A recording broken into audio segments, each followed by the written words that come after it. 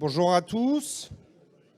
Voilà, je vous demande encore un peu de patience avant de prendre votre pause déjeuner, puisque là, on va aborder un sujet qui est crucial et qui concerne tout le monde, l'insécurité en France. S'il vous plaît. Merci beaucoup. Je suis très heureux de recevoir aussi aujourd'hui Maurice Signolet. Bonjour. Vous êtes commissaire divisionnaire honoraire et vous êtes membre de la commission police-sécurité du mouvement politique citoyen. Grégory Houillon, bonjour. Vous êtes universitaire et maître de conférences en droit public. Alors messieurs, l'insécurité est un souci majeur pour la plupart de nos concitoyens. Donc pour commencer, j'ai deux questions en une. Où en sommes-nous aujourd'hui ? Et comment en est-on arrivé ici ? Merci. Pour laisser un petit peu les gens sortir, pour ceux qui ont plutôt faim, simplement remercier Philippe ainsi que tout le monde pour m'avoir invité à expliquer un petit peu tout ça. Introduire aussi en parlant d'un grand professeur américain qui est Thomas Sowell de l'école de Chicago, que certains connaissent, qui distinguait en 1987 dans un ouvrage les idéalistes des tragiques. Alors, je vais probablement vous paraître un peu tragique, la différence entre les deux étant le rapport au réel.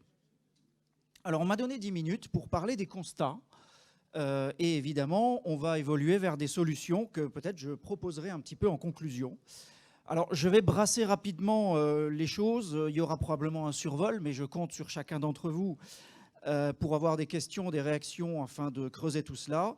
Je vais essayer modestement de proposer quelques solutions qui me semblent les plus essentielles et déterminantes afin de permettre le débat.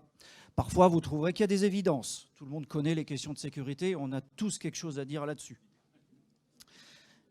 Introduisons les choses par Montesquieu. Il est à la base de tout. Qu'on examine la cause de tous les relâchements, on verra qu'elle vient de l'impunité des crimes et non de la modération des peines. L'Esprit des lois, livre 6, chapitre 12. Je crois que la résolution du problème « Quelle solution face à l'insécurité ?» peut se poser sous deux angles. Premièrement, un angle sociétal ou culturel, et deuxièmement, un angle plus technique, plus juridique. Donc d'abord, je vais l'aborder sous l'angle sociétal ou culturel, c'est-à-dire l'environnement global de la délinquance. Trois aspects: famille, autorité, patriotisme. Alors d'abord, je voulais rappeler quand même le contexte singulier. Ça fait à peu près 4 ans, 5 ans maintenant qu'on est sorti qu'on a passé 2020 et que ce contexte de monde d'après post-confinement inutile, il faut le citer parce qu'il a généré de la délinquance par décompensation. Il y a beaucoup moins de surmoi. Tout ça pousse davantage à l'acte. On le voit tous avec les violences routières. Certains ont appelé ça rage de la route, ou les violences intrafamiliales. C'était assez évident. Alors d'abord, je crois qu'il faut lutter contre la division des cellules familiales. Jean-Frédéric Poisson en parlait, j'en remets une couche. Faire de la famille une valeur. On sait que 9 personnes sur 10 en prison ont une blessure liée au père. Je ne suis pas psychologue, mais en tout cas, c'est probablement une blessure liée à la question de l'autorité. Pourquoi on a normalisé le divorce? On voit le développement, voire l'explosion des familles monoparentales. Et cette explosion, ou cette volée en éclats de la famille traditionnelle, eh bien, voit parallèlement le renforcement des familles qui, elles, ont un modèle plus clanique, plus tribal. Ensuite, il faut faire un travail sur la notion d'autorité de l'État, de la famille, dans la famille et du policier aussi. Ça paraît un peu difficile au vu de l'évolution actuelle des mœurs, mais ça n'est pas impossible. Pourquoi ? L'autorité inspire le respect lorsque la pédagogie seule ne suffit plus. Ensuite, il faut cesser, j'en reparlerai tout à l'heure, la politique de l'excuse qui, je le crois, fragmente la société, notamment entre des privilégiés et de grandes injustices. Et puis, il faut arriver au respect inspiré par le policier ou le gendarme. Peut-être notre collègue nous en parlera. le policier ou le gendarme ne doit pas être vécu comme un casse-pied, mais comme un servant, comme le disent aux États-Unis, to protect and to serve. Donc privilégier la pédagogie et non rechercher à amputer les patrimoines que l'on réserverait alors au gros trafic. Je pense au col blanc ou aux stupéfiants, où il est parfois intéressant d'enlever leurs avoirs criminels. Et ensuite, le patriotisme, que ce soit par l'école ou même dans la société. On ne respecte pas ce que l'on ne considère pas, et on a beaucoup moins de respect pour ce qui ne nous appartient pas. Il suffit de regarder les Vélib dans la rue. Il n'y en a aucun qui fonctionne, ils sont cassés de tous les côtés, les bâtiments publics sont de plus en plus tagués. Bref, il y a de plus en plus d'atteintes aux biens et ça génère des comportements irrespectueux par rapport à la collectivité et la vie en société. Et puis, par rapport au patriotisme, je voulais ajouter un point quand même, c'est que je pense qu'on l'a dit un petit peu avec les intervenants précédents, ici aussi j'en remets une couche, il faut arrêter avec la honte de soi. Typiquement française qui vient de nos élites. Cette honte de soi, j'aime à l'appeler l'oikophobie, la honte de sa propre maison, la peur de sa propre maison. Tous les pays et toutes les grandes puissances ont une fierté nationale. J'insiste là-dessus. Voilà pour mon premier point. Ensuite, sur un plan plus juridique, sur un plan plus technique, c'est-à-dire en utilisant les moyens utilisés pour lutter contre la délinquance et la criminalité. Même référence, Montesquieu, l'esprit des lois, livre 29, chapitre 16, cette fois, les lois inutiles affaiblissent les lois nécessaires. Alors, je propose d'agir sur le lien police-justice dans un premier temps, d'agir sur les fonctions du policier et du gendarme, d'agir ensuite sur les structures pénitentiaires et sur la justice. Sur le lien police-justice, c'est-à-dire à la chaîne pénale, il faut peut-être remettre un peu de cohérence, parce qu'on voit la frustration de nombreux policiers aujourd'hui, qui ont une perte de sens. Alors, je ne parle pas des nombreux suicides qui ont explosé aussi, de policiers ou de gendarmes. J'ai l'occasion d'en voir. Parce qu'ils voient tout simplement leur travail parfois anéanti par des juges qui relèvent d'un autre ministère et qui apprécient les peines avec laxisme. Cette doctrine-là, j'en parlerai, n'est plus possible à un tel niveau de délinquance aujourd'hui. Il suffit de regarder n'importe quel journal. Donc, évidemment, il va falloir que le siège, la police et le parquet se parlent. Le parquet le fait déjà avec la police, mais le siège un peu moins. Il faut aussi agir sur les fonctions. Rediriger le métier de policier ou de gendarme vers la délinquance réelle. Le policier ou le gendarme, c'est un enquêteur. Ça n'est pas un percepteur. Il n'est pas là pour percevoir des amendes sur les plus captifs et les plus solvables et ne faire que cela. Pénaliser n'est pas fiscaliser. Et ça n'a, qui plus est, aucun effet pédagogique. C'est une philosophie vraiment différente. On a un véritable détournement de pouvoir de la fonction des prérogatives de forces de sécurité vers les infractions les plus faciles à réprimer, c'est-à-dire celles qui font des statistiques immédiates. On le sait, tous les policiers le savent. Ensuite, je propose une limitation stricte. On ne sera peut-être pas tous d'accord, il y aura peut-être des questions sur ce point, sur ce que j'appelle la technopolice. Il faut limiter ce que j'appelle la technopolice. C'est donc la vidéoverbalisation, la reconnaissance faciale, la reconnaissance algorithmique, toutes ces techniques qui permettent de faire de l'infraction facile, qui sont parfois utiles, mais qui peuvent conduire au pire comme au meilleur. Pour moi, c'est un outil anxiogène, d'hyper-contrôle, liberticide aux mains du politique, qui amène à un risque totalitaire. Je pense qu'il ne faut pas le supprimer, mais il faut le dédier essentiellement à la police judiciaire, pas forcément à la police administrative. Ça peut aussi venir renforcer toutes les causes d'insécurité en déplaçant les lieux d'infraction. Renforcer donc pour ça la police de proximité avec des vrais humains et la tolérance zéro. On en parle de moins en moins de ça. Peut-être que c'est ce qui fait aussi augmenter la délinquance. On a un paradoxe, remarquez. La classe moyenne voit les cambriolages exploser tous les moins de 90 secondes et on lui répond par la délinquance routière ou la transphobie. Il faut aussi renoncer au seuil de poursuite. Les policiers et les gendarmes comprendront. C'est-à-dire, par exemple, on ne poursuit pas un vol en dessous de 400 € ou on ne poursuit pas une corruption en dessous de 1 500 €. J'ai connu. Et compter hypocritement sur la compensation du système assurantiel pour amortir les préjudices des vols et des cambriolages. Je trouve ça scandaleux. C'est-à-dire que les gens sont contents parce que finalement, on ne donnera jamais suite à leur plainte. On la prend comme un papier, mais en fait, ils vont se faire rembourser par l'assurance, donc ça arrange bien la police. Il faut aussi agir sur les structures pénitentiaires, et ça c'est important. C'est le gros problème, c'est-à-dire qu'on ne peut pas arrêter des gens si on ne peut pas les mettre en prison. C'est une logique imparable. Donc il faut lancer un grand programme de construction et d'aménagement, doubler le nombre de places en prison, et il n'y a pas de secret, il faut investir. Investir pour passer au moins de 75 000 actuellement, sous écrou, à 100 000. Et puis, expulser les étrangers, parce qu'en les expulsant et en appliquant les lois, on gagne 20 000 places. Et donc, c'est d'autant moins à construire. Hier, le préfet de police pour Paris, Laurent Nunez, montrait la part des étrangers dans les délits commis à Paris. C'est dans un cambriolage sur 2, un étranger. Dans un vol violent sur 2, c'est 40% des violences sexuelles et c'est 9 vols à la tire sur 10. Enfin, je propose d'agir sur la justice et notamment restaurer le sentiment de justice de la population. Stopper la culture de l'excuse. Stopper la doctrine Baudot, la doctrine du juge Baudot, qui dit que la prison, c'est ce qui produit la délinquance. Donc tolérance zéro sur le terrain pour la délinquance du quotidien, pour la délinquance d'habitude, pour la délinquance astucieuse. Tout ça, c'est une inversion des valeurs absolument délétère pour la société, qui fragmente cette société, qui la divise. Pourquoi ? Parce que c'est ressenti comme un privilège pour les auteurs, les récidivistes et les délinquants d'habitude, et parallèlement, c'est ressenti comme une injustice pour les victimes. Donc il y a une insatisfaction générale, et ça augmente le travail des juges, ça engorge complètement le prétoire des juges. Donc c'est un cercle vicieux.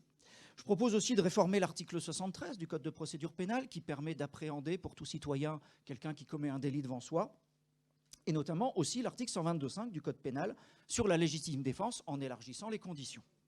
Pourquoi ? Pour éviter l'effet spectateur et retrouver, vous savez, le fameux viol devant tout le monde dans le métro et personne ne réagit.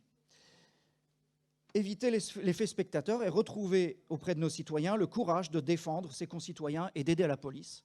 On l'appelle le collaborateur occasionnel du service public. On voit, c'est des constats symptomatiques d'une société qui se dégrade, qui décroît, qui se déclasse, qui régresse, en somme, qui s'effondre.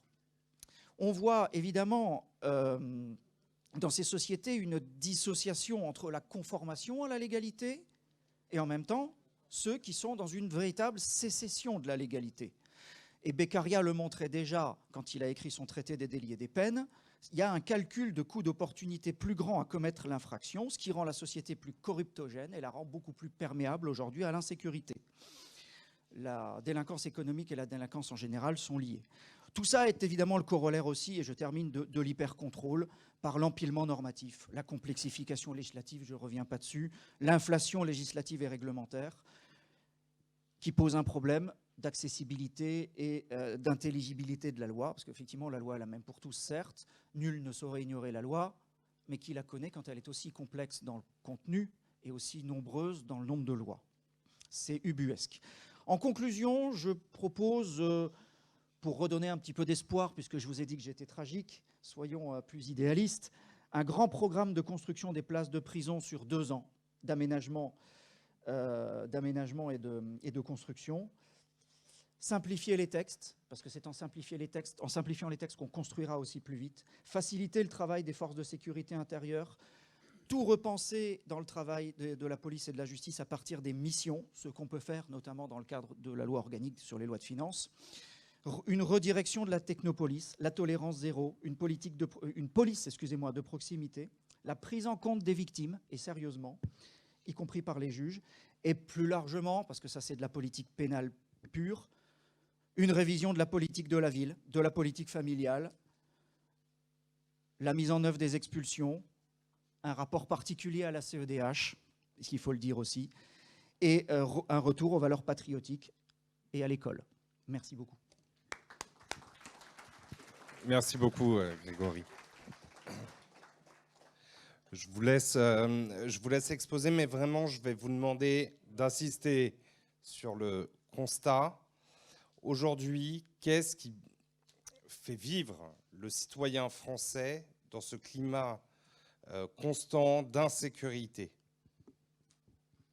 Alors, comme je suis le dernier intervenant et que je ne voudrais pas être le responsable de crise d'hypoglycémie, je vais essayer d'être le plus concis possible. pour permettre après qu'il y ait des questions. Ça animera, je pense, beaucoup mieux le débat. Alors d'abord, je vais vous demander d'être indulgent avec moi. Comme on l'a dit dans la présentation, je suis un ancien commissaire de police. J'ai passé 40 ans dans l'institution policière et je suis plutôt un homme de l'ombre. Je n'ai pas l'habitude de m'exprimer en public. Je ne suis pas un homme public. J'ai été un besogneux de la police judiciaire essentiellement. Très rapidement, à ma carrière, et presque exclusivement en police judiciaire, au Quai des Orfèvres.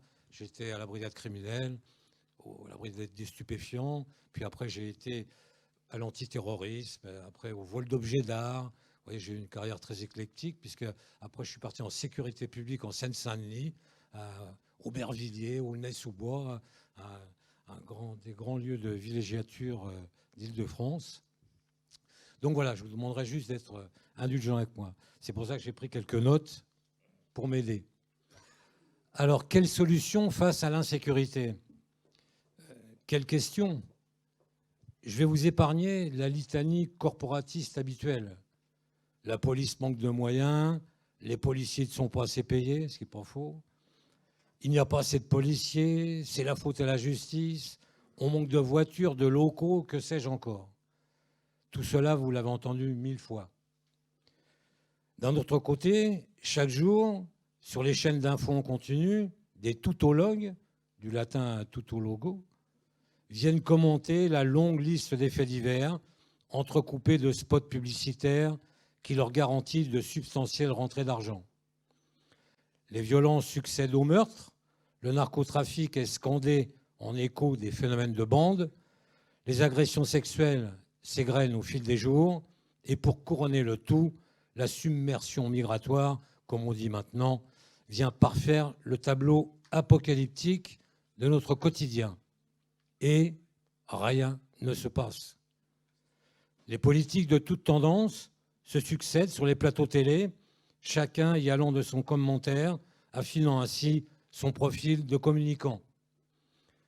Des éléments de langage, dignes des agences de publicité, sont psalmodiés pour séduire tantôt les uns, tantôt les autres, au gré de l'événement, dans un seul but électoraliste, ce qui leur permettra de s'assurer des rentes de situation.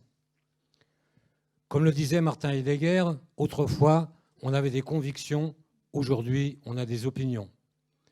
Si les opinions nourrissent le débat, aussi stériles soient-ils, les convictions, elles, se nourrissent de profondeur. L'IDNF et le mouvement politique citoyen ont organisé le colloque d'aujourd'hui autour d'un thème central, l'ère des fractures, au cœur des crises à répétition. S'ils veulent bien me le permettre, pour ma part, j'y ajouterai un sous-titre, la parenthèse du vide. Car ces 40 dernières années se caractérisent en effet par un vide abyssal. Les pulsions ont supplanté la réflexion. L'expérimentation tous azimuts a détruit le raisonnement. L'hédonisme et l'individualisme ont anéanti l'obligatoire consubstantialité des hommes en un peuple et leur survie sur un territoire. Le désastre était prévisible et pourtant, rien de ce qui aurait dû être fait n'a été ne serait-ce qu'envisagé. Un aveuglement doctrinaire, occultant de façon systématique le simple bon sens, a fomenté la peste insécuritaire qui nous dévaste aujourd'hui, niant le réel pour privilégier la volatilité des certitudes utopistes. Un logiciel idéologique conçu sur la facticité du peut-être, du pourquoi pas, de ce qu'en philosophie on nomme le fait contingent, c'est-à-dire ce qui peut arriver mais n'est nullement une vérité, a méticuleusement orchestré un agenda évolutionniste exclusivement disruptif, pour ne pas dire destructeur. Un peuple tout entier a été résolument, méthodiquement conduit dans un abîme dont seuls les concepteurs se voudront indemnes, préservés par une immunité d'artifice bâtie au fil des méandres de l'histoire.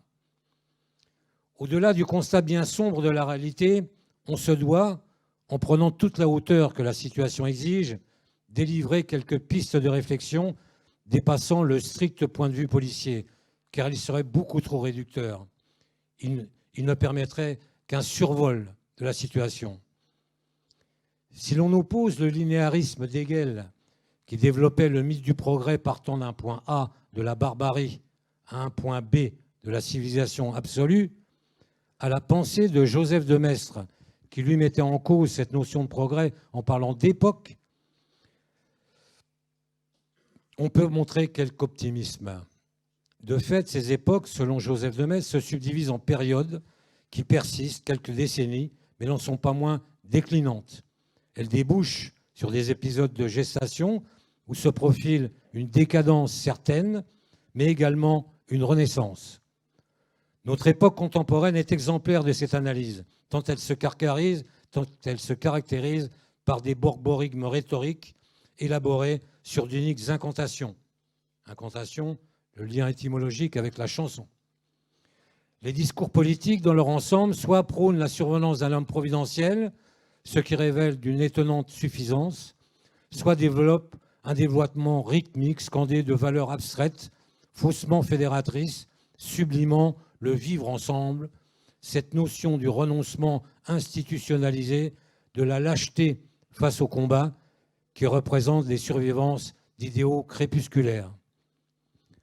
Le mensonge, par manque de lucidité anticipatrice, a ainsi institutionnalisé, s'apparentant à ce que Machiavel nommait la pensée du palais, totalement déconnectée de la pensée des gens ordinaires, mais plus dramatiquement encore, contribuant au malheur du monde en mal nommant les choses, comme le disait Camus.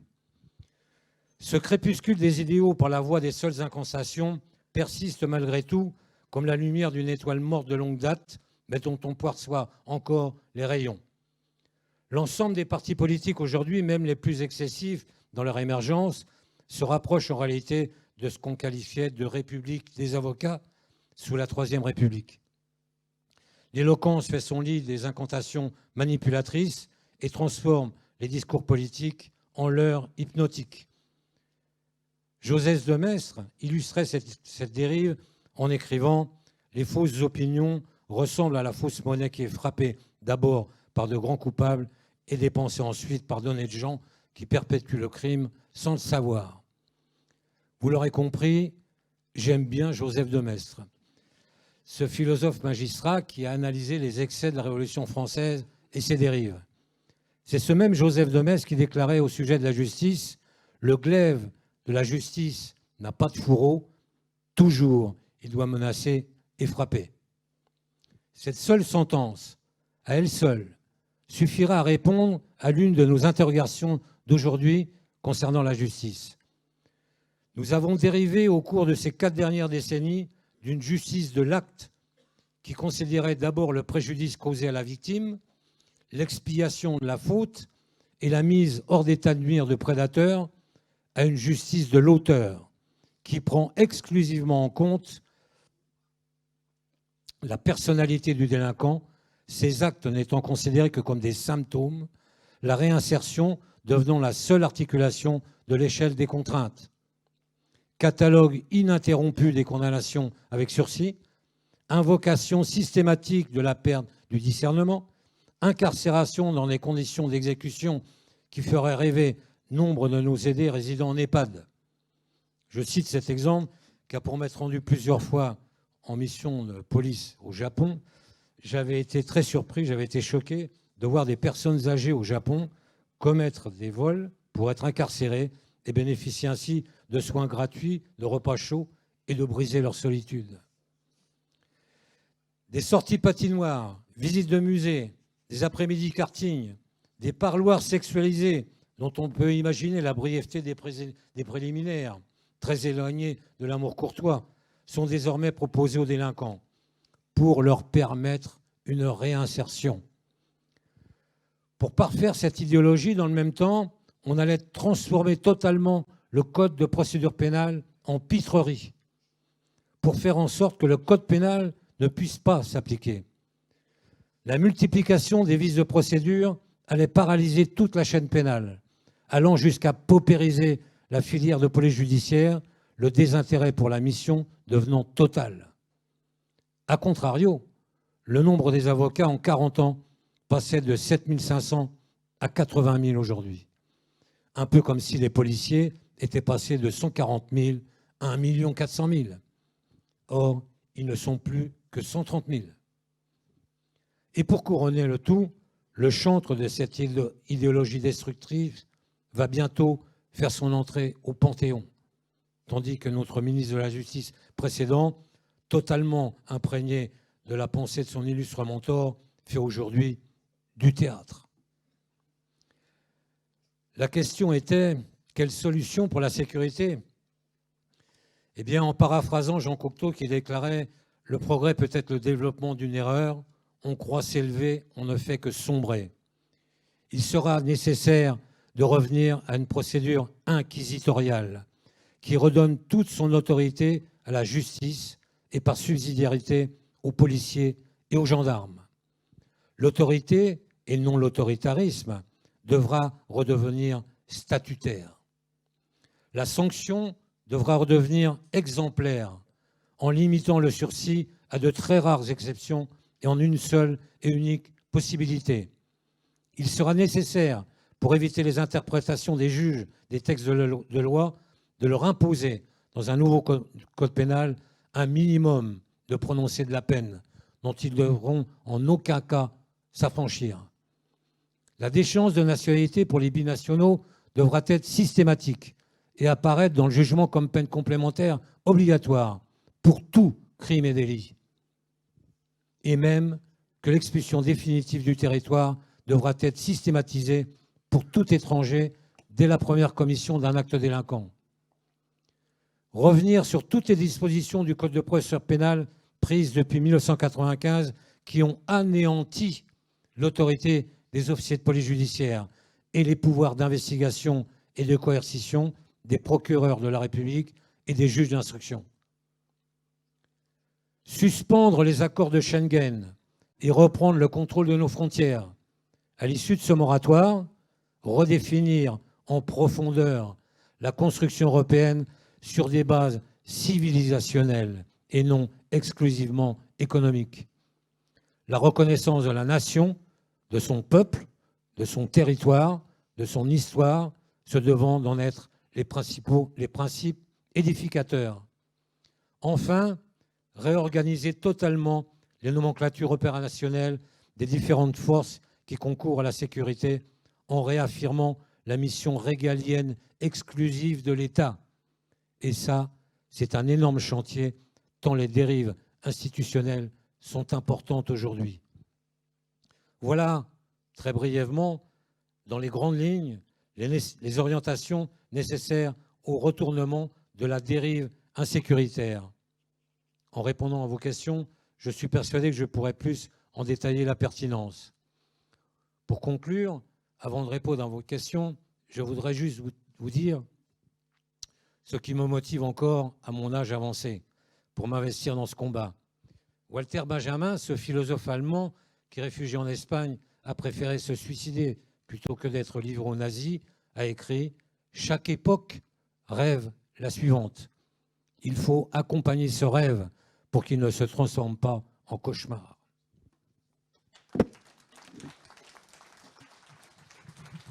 Merci beaucoup, messieurs. Mais avant de passer le micro au public, moi j'ai une question pour vous. J'ai entendu parler tout à l'heure de légitime défense. Je voulais avoir votre avis sur le port d'armes pour les situations exceptionnelles, pour des citoyens exemplaires. Est-ce qu'on n'a pas là des pistes pour renforcer la sécurité des Français ? Non, l'État et ses délégataires ont le monopole de l'utilisation de la force. Ça serait une dérive risquée, je pense, que d'armer nos citoyens. Mais pour en revenir à la légitime défense qui concerne, par exemple, les policiers et les gendarmes, vous savez qu'ils sont extraordinairement remis en cause maintenant systématiquement. Un exemple très simple. Il y a quelques années de ça, je crois il y a 3-4 ans, il y a eu une prise d'otage au Parlement canadien. Il y avait un policier qui était à l'entrée, qui a sorti son arme et qui a tué l'agresseur, alors qu'il allait pénétrer dans le Parlement. Ce policier, le lendemain, est venu à son travail. L'ensemble des élus s'est levé et l'a applaudi pendant 10 minutes. Nous, chez nous en France, si ça avait été le cas, le policier, il aurait été mis en garde à vue. Obligé de s'expliquer, pas rentrer chez lui le soir, avec une pression de l'IGS, etc. Voilà toute la nuance qu'il y a aujourd'hui. C'est un des grands débats. Vous savez qu'aujourd'hui, il m'est arrivé de faire passer des concours. Je faisais partie du jury pour les concours de gardien de la paix. Et souvent, je leur posais une question pour vous dire à quel point on en est arrivé. Je leur disais, voilà, vous avez quelqu'un qui s'avance devant vous avec un couteau. Comment vous faites? Les candidats gardiens de la paix, ils vous disent, j'essaye de discuter avec lui, j'essaye de le raisonner, je m'approche tout doucement. Alors j'insiste, je dis, mais il a un couteau, il s'approche de vous. Qu'est-ce que je me recule, je redemande du renfort, etc. Et je leur dis, mais vous ne pensez pas à lui tirer dessus? Non, non. Il faut que vous soyez conscient de l'état des forces de police et de gendarmerie aujourd'hui.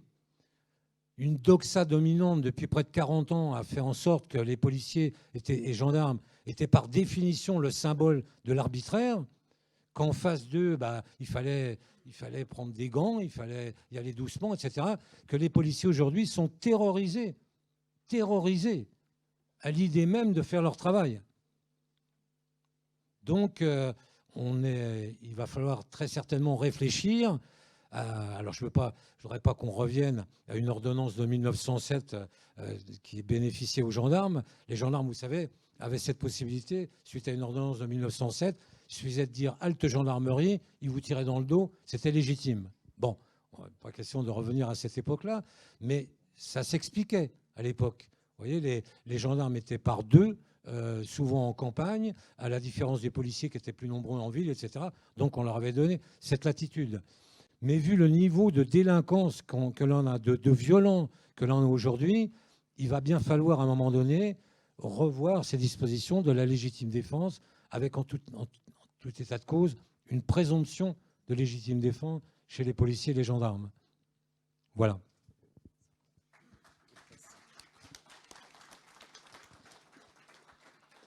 J'abonde dans ton sens. Je sais que les policiers et les gendarmes ont des obligations de tir chaque année.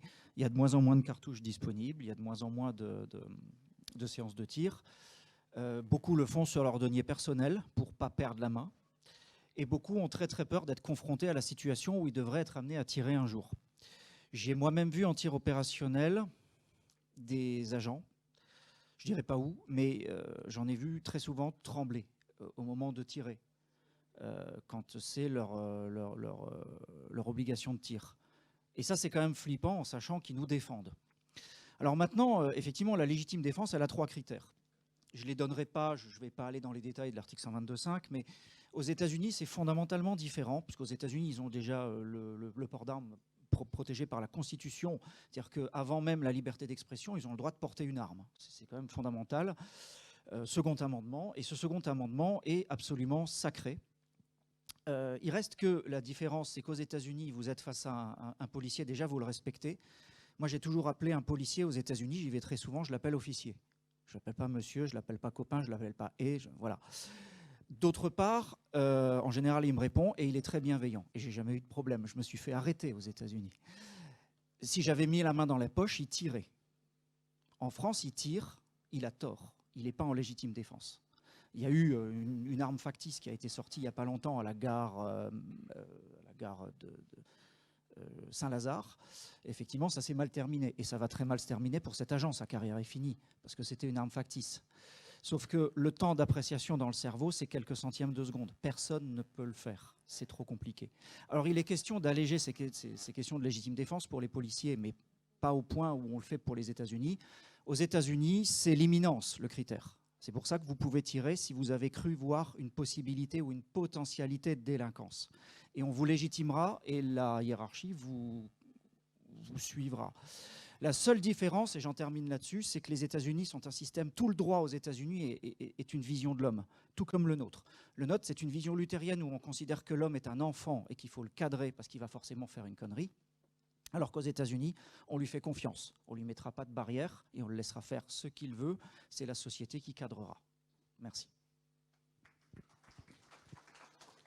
Merci beaucoup. Merci. On va peut-être prendre les questions du public. Alors,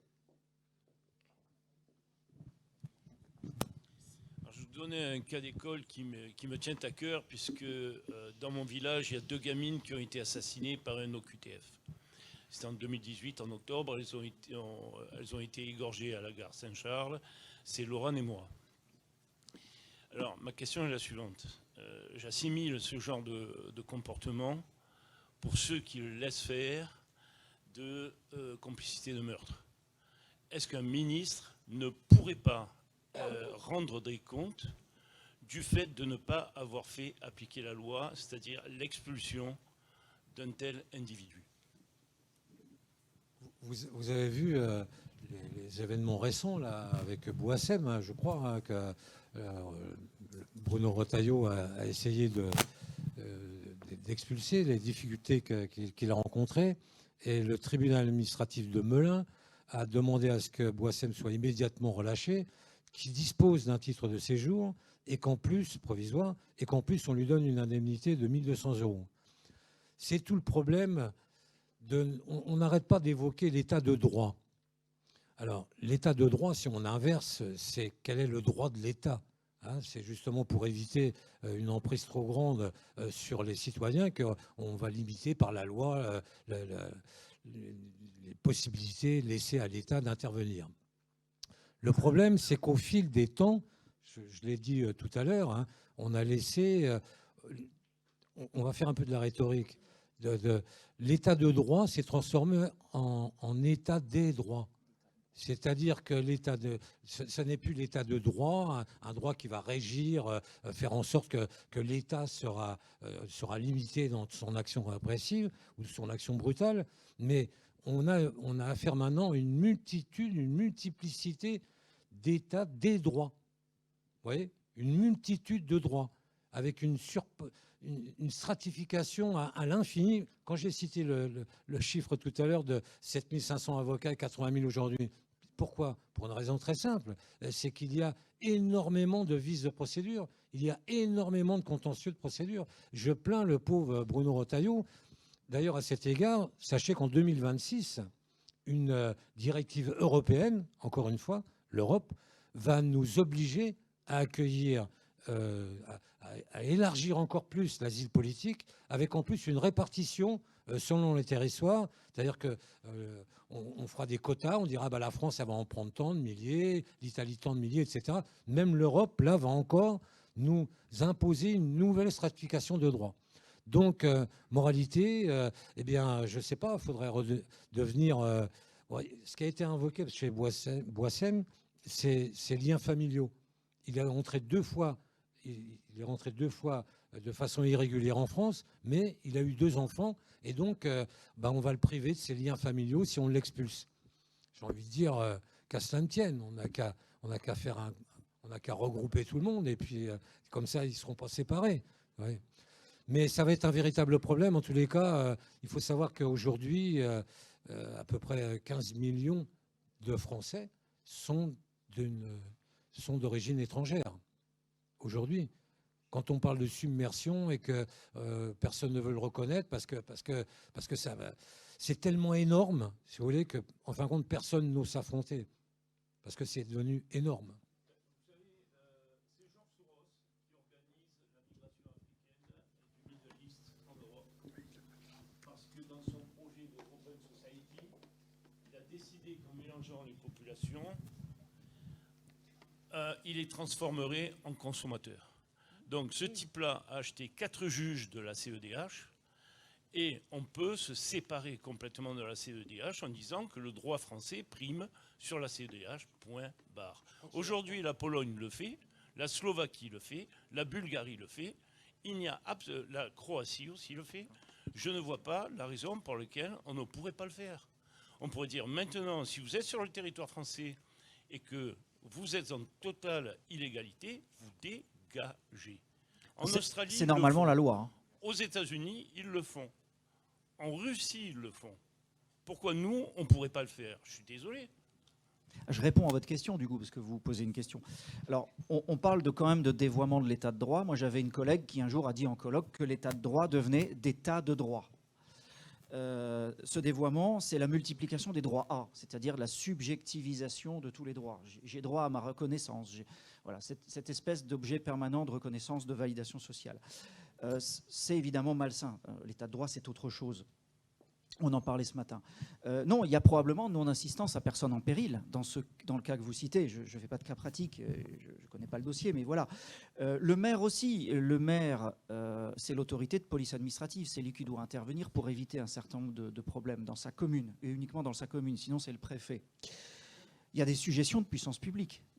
Ça peut lui retomber dessus. Alors, ça ne lui retombera pas dessus personnellement, même s'il est OPJ, mais il y a la responsabilité de la puissance publique. La responsabilité de la commune peut être engagée.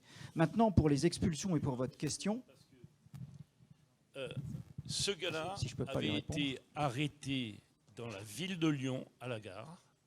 Il a été amené au commissariat. Ensuite, il a été relâché. Il a pris le train, il est allé à Marseille, et les deux gamines qui venaient de mon village, qui devaient repartir vers leur université à Lyon, ont été assassinés à la gare. Donc ce type-là n'aurait jamais dû être relâché, il aurait dû rester en prison et être éjecté du territoire. Au total, ces deux gamines ont été tuées. La loi, c'est expulsion ou reconduite à la frontière. Vous êtes expulsé si vous commettez un délit, et reconduite à la frontière, c'est si vous avez une irrégularité de papier, mais rien fait. Donc on applique la loi. Or, pour répondre à votre question, il y a l'avis du Conseil d'État à l'époque de l'église Saint-Bernard sur les expulsions et les reconduites à la frontière. Le Conseil d'État dit qu'il est toujours discrétionnaire pour un gouvernement de décider d'expulser ou non. En gros, il fait ce qu'il veut, c'est discrétionnaire. Alors c'est très gênant, mais ça se change. La loi peut toujours venir revoir un principe posé qui n'est qu'infralégislatif par le Conseil d'État. Le Conseil d'État rend un avis. Hein. Voilà. Et puis, évidemment, vous avez le gouvernement qui est irresponsable dans ces cas-là, mais l'administration et la responsabilité de la puissance publique viendront payer derrière. C'est-à-dire que vous serez indemnisé. Voilà. Allez, juste pour vous détendre un peu, je vais vous livrer une petite anecdote concernant les OQTF. J'ai beau être à la retraite, je suis toujours en relation avec tous mes collègues et je suis en relation avec le patron de Mayotte. Vous savez, à Mayotte, là où il y a eu cet ouragan et où on ne sait pas combien il y a d'habitants exactement. Ce qu'on sait, c'est que la moitié des habitants de Mayotte sont en situation irrégulière. Hein. Pour les OQTF, alors tout le monde s'est réjoui de voir que le nombre des OQTF avait un petit peu augmenté cette année-là et qu'on avait un certain nombre d'OQTF réalisés. Le ministère de l'Intérieur nous dit, voilà, on a fait tant de milliers d'OQTF. Il faut savoir que la moitié des OQTF prononcés en France, c'est à Mayotte. En fin de compte, les étrangers qui sont en situation régulière à Mayotte, on les renvoie de l'autre côté, aux Comores, et on comptabilise ça comme une OQTF. L'anecdote amusante, c'est que les Comoriens, ils prennent le bateau le matin, ça leur coûte 150 € pour venir à Mayotte. Et le soir, pour repartir, ils vont directement à la police de l'air et des frontières. Ils disent « Je suis étranger en situation régulière, je veux rentrer chez moi ». Et donc, on le met dans le bateau français, on le ramène aux Comores gratuitement et on le compte comme un OQTF. Voilà la raison pour laquelle les OQTF ont un petit peu augmenté cette année. Merci. On va prendre une autre question, monsieur. Oui, j'avais une question en fait par rapport à cette question de la délinquance, parce que en effet, disons, avoir un système un peu plus répressif et l'application des peines pour faire en sorte que certains délinquants ne récidivent pas ou soient calmés à un moment donné. Bon, ok, mais ma question c'est est-ce que toutes les délinquances et les délinquants sont indépendants les uns des autres, et ne faudrait-il pas à un moment donné plutôt s'attaquer au système plutôt mafieux et toutes ces organisations mafieuses qui sont aujourd'hui une des grandes causes de la plupart des délinquances dans les grandes métropoles et aussi en province, et notamment lié au trafic de drogue. Le trafic de drogue qui explose de plus en plus en Europe et en France. Donc je ne sais pas, que préconisez-vous pour mettre quelques parrains de la drogue dans certains EHPAD en France et ce genre de choses en touchant les causes véritablement de cette délinquance? Vous avez entièrement raison, mais tout à l'heure dans mon texte, là, je vous ai dit que la police judiciaire, aujourd'hui, plus personne ne voulait en faire de la police judiciaire, parce que c'est beaucoup trop compliqué. Dans le domaine, j'ai évoqué aussi le fait que depuis 1993, d'ailleurs, hein, on a totalement réformé le code de procédure pénale. On l'a extraordinairement complexifié. Je vais vous citer mon exemple. Moi, j'ai été longtemps à la brigade des stupéfiants et je faisais ce qu'on appelait des coups d'achat. C'est-à-dire que moi, j'ai été policier sous couverture en Thaïlande, avec des noms d'emprunt, etc. Et je faisais ce qu'on appelait des coups d'achat. Ça nous est interdit aujourd'hui, parce qu'on estime que c'est de l'incitation. Vous voyez ? Même à la brigade des stupéfiants à Paris, tous les jours, des policiers qu'on appelait des zombies, déguisés un peu en toxicomanes, allaient acheter. Et ils interpellaient le dealer en disant « Hop !» Vous voyez, quand il ressortait après, il prévenait ses collègues et il disait « Bon, c'est lui qui m'a vendu ». Il partait au trou immédiatement. Interdit. C'est interdit par la loi aujourd'hui. Alors pareil pour les surveillances, etc. C'est devenu impossible à faire. Et puis, alors, on est un peu dans le monde des confidences, puisqu'on est entre nous, ça sortira pas d'ici. En matière de stupéfiants, on avait énormément recours aux informateurs, ce qu'on appelait les tontons. Hein, c'est-à-dire que moi, comme policier, je connaissais beaucoup de gens qui étaient dans le trafic, etc. Et ça nous permettait de remonter de plus en plus haut. Interdit. Interdit. Les derniers qui s'y sont aventurés se sont retrouvés en prison.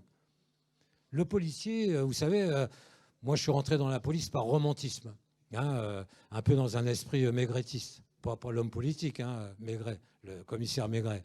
Pourquoi ? Parce que la société était apaisée dans le temps. La délinquance, elle était exceptionnelle. C'était un peu c'était vraiment à la marge. Aujourd'hui, le narcotrafic qu'on évoque sans arrêt est lié exclusivement à cette submersion étrangère. Nos cités perdues de la République, ce n'est pas du tout des cités perdues de la République, c'est des cités étrangères. Étrangères qui sont devenues impénétrables. Impénétrable à cause de la configuration architecturale dans un premier temps, impénétrable à cause de la mise en place de quelques communautés très particulières, et le code de procédure pénale qui maintenant nous interdit d'y entrer, qui nous interdit d'avoir recours aux subterfuges que l'on avait auparavant. Donc vous voyez, remonter les filières, soit, mais avec quels moyens? Les moyens qu'il y avait auparavant. Vous savez pourquoi on parlait du passage à tabac dans le temps, hein, ça vient de Vidocq. Vidocq, vous savez, c'était un grand truand qui, en fin de compte, on s'était dit, tiens, il est tellement bon comme truand, il serait peut-être pas si mauvais que ça comme chef de la sûreté. Et quand ces policiers obtenaient un aveu, il les réglait en tabac. Il leur donnait une petite prime en tabac. D'où l'origine du passage à tabac. Alors, je ne dis pas qu'il faut en revenir là, mais la police romantique que j'ai connue, moi, avait ses vertus. C'est-à-dire que ça nous permettrait de pénétrer, d'infiltrer. Les voyous avaient peur de nous parce qu'ils savaient qu'on pouvait, par toutes sortes de moyens, arriver à nos fins. Aujourd'hui, ce n'est plus du tout le cas. Et par contre, la délinquance, elle a compris. Elle a compris qu'on n'était plus bon à rien, quelque part. Elle a compris qu'on était devenus des espèces de pitres à ne faire que des transcriptions, etc. On n'est plus investi. À mon époque, on faisait de la police. Aujourd'hui, on fait des actes de police. La nuance est importante. Avant, on rentrait dans la police comme un sacerdoce, comme on entrait en médecine, comme on entrait dans l'éducation. Aujourd'hui, la sociologie policière, vous savez, je vous laisserai mon texte si vous voulez après, puis il faudra le lire en filigrane. Quand je dis par exemple qu'il faudra revoir toute l'organisation des institutions qui concourent à la sécurité, en filigrane, d'une manière subliminale, je veux dire qu'il y a beaucoup de choses à revoir. La sociologie policière d'aujourd'hui n'est pas la sociologie policière d'il y a 40 ans. Ça n'a rien à voir. Là aussi, on rencontre l'hédonisme, le goût pour le sport, le goût pour toutes sortes de choses. Vous savez, les gardiens de la paix dans le temps, le simple gardien de la paix, c'est pas des gens qui n'avaient pas fait d'études, c'est des gens qui n'avaient pas pu faire d'études. Donc c'est pas du tout pareil. Ils avaient une espèce de sens de l'honneur, rentrer dans la police, c'était une élévation sociale, etc.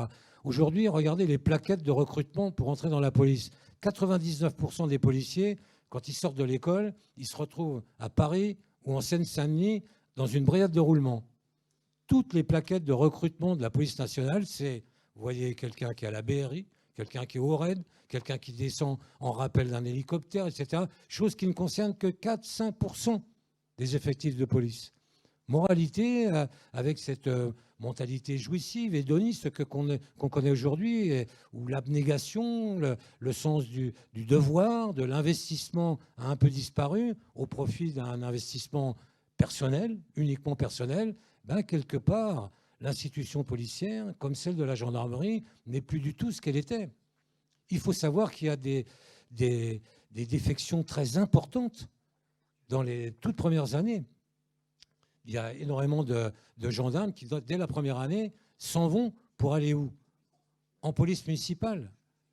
Méfions-nous de ces proliférations de police municipale. Vous savez qu'aujourd'hui, ils sont près de 20 000. D'abord, ça montre un désengagement total de l'État dans sa mission régalienne de sécurité, c'est-à-dire on va laisser ça aux polices municipales. Souvenons-nous qu'avant, toutes les polices étaient municipales. C'est Pétain qui a étatisé toutes les polices. L'école des commissaires de Saint-Cyr-au-Mont-d'Or à Lyon, c'est Pétain qui l'a inaugurée. Tout doucement, on revient vers un désengagement de l'État qui va privilégier les forces de sécurité pour mater les gilets jaunes, par exemple. Mais la délinquance de tous les jours, quelque part, ils vont s'en moquer. Je fais bref. Voilà. Alors, j'ai entendu dire par mon collègue qu'effectivement, le policier aujourd'hui est parfois un peu perçu comme un pitre. J'ai un peu envie de dire comme certains politiques qui ne sont que des exécutants de l'Union européenne ou d'autres agendas. Alors, pour répondre à la question, la cellule familiale me paraît fondamentale. Alors, je reprends simplement ce que j'ai dit. Cellule familiale, affaissement de l'autorité et absence de considération pour la chose publique. En gros, une forme de patriotisme. Sens de la patrie, quoi, simplement, qu'on avait avant, qu'on n'a plus, parce que ça n'est plus encouragé, ça n'est plus enseigné. La cellule familiale, c'est important, parce que autant la sécurité sociale a fait d'énormes rapports pour vous dire ça n'a rien à voir avec la délinquance, autant vous lisez les travaux du docteur Maurice Berger, il vous dit ça a tout à voir, et c'est fondamental, ça permet de tout comprendre. Bon. C'est même sine qua non. Donc, réflexion. Mais au-delà de ça, il y a toutes les politiques, effectivement, au sens plus large, qui jouent sur la délinquance. Pour répondre à votre question, la politique de la ville, l'aménagement des quartiers, c'est fondamental. Il y a un moment où il va falloir casser des choses qui ont été faites à dessein pour, justement, engendrer, générer de la délinquance. Si on cherche un délinquant, il faut aussi savoir que parfois, si on focalise trop sur certains délinquants, je pense à la délinquance routière qui est facile, on en rate un autre. Les policiers, à un moment, parfois, ils vont facilement dans un train parce qu'en contrôlant 3 personnes, ça va être très facile et ils vont faire les statistiques. Cette politique-là est délétère, la politique des statistiques. On en parle de temps en temps. On ne peut pas développer. Pareil de ce que je disais, c'est-à-dire que quand on est obsédé par les 3 km/h en plus que vous allez faire pour que le radar vous chope, bien évidemment, les cambriolages, vous pouvez porter plainte, on ne retrouvera jamais vos cambrioleurs. Ça m'est arrivé et je pense que c'est arrivé à plusieurs d'entre nous puisque ça nous arrivera tous, vu l'état des choses. Simplement rajouter que la délinquance est effectivement complexe. Personnellement, je travaille beaucoup sur de la délinquance un peu spécifique, où tous les agents qui travaillent dessus n'ont aucune réponse aux questions, le parquet non plus, et les juges encore moins. Ils me demandent à moi, et je me dis, mais qu'est-ce que je viens faire là? Je ne comprends pas. C'est leur boulot. C'est du trafic d'influence, de la corruption, de la prise illégale d'intérêt. C'est devenu tellement technique que les agents eux-mêmes, notamment les adjudants, directeurs d'enquête, n'y arrivent plus. Ils sont obligés d'aller voir des experts qui vont leur dire est-ce qu'on poursuit, est-ce qu'on ne poursuit pas, est-ce qu'il y a lieu à poursuivre. Il y a la délinquance cyber qui est très complexe aussi. La délinquance aujourd'hui est une délinquance où il faut des experts pour chaque délit. Et puis je voulais terminer sur Alors, je ne sais plus laquelle elle est, mais j'ai beaucoup entendu parler d'une loi Sarkozy ou Hortefeux qui permettait en matière de stupes la confiscation des avoirs criminels.